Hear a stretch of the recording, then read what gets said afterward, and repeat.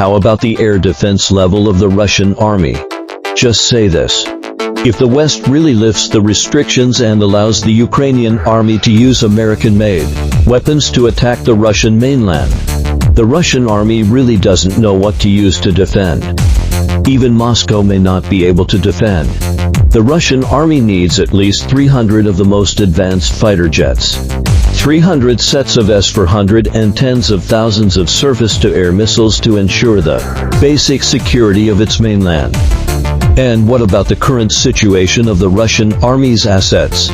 Are there still advanced fighter jets? Forget it. The Su-57 is just used to make an appearance in the military parade. When it finally goes out, it still needs the Su-35 as a bodyguard. Just a little bit. Just forget about the Su-57. Its role is basically zero.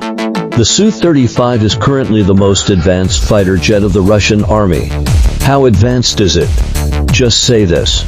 To drop a bomb. It still needs to go in broad daylight and get close to the enemy within dozens or even hundreds of meters. After finally shooting down the Ukrainian fighter jet, it still uses the machine gun.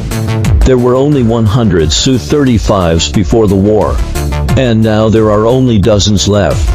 The defensibility of fighter jets is originally much better than that of the F-400. Now that the Russian fighter jets are not good enough, they can only rely on the F-400. So how about the performance of the F-400? Not long ago, the Ukrainian army did a live broadcast, using a drone to record the whole process of attacking the Russian army's F-400 with an army tactical missile.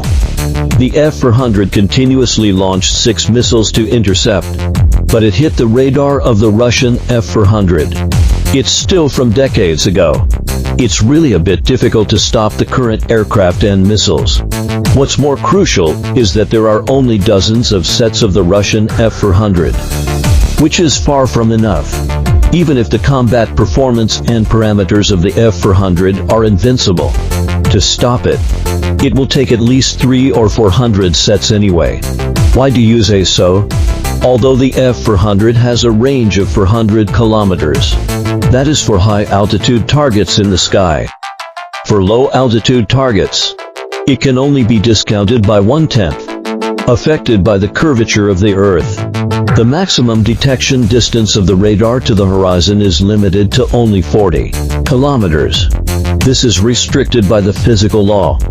Both the F-400 and the most advanced air defense system of the United States are the same.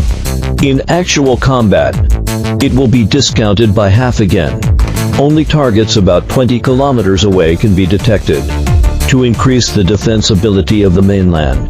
Generally, a set of air defense systems is arranged every 20 kilometers. According to this standard, the Russian army needs at least 300 sets of the S-400. As for the missiles, tens of thousands will be enough.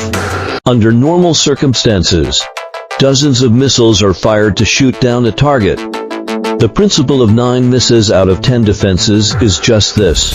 The scene of one missile shooting down one aircraft can only exist in the film and television drama. So how many missiles does the Russian army have? After more than 2 years of fighting, the Russian army has only fired a little more than 10,000. The Russian army is also short of missiles. According to the current situation, it is very difficult for the Russian army to defend.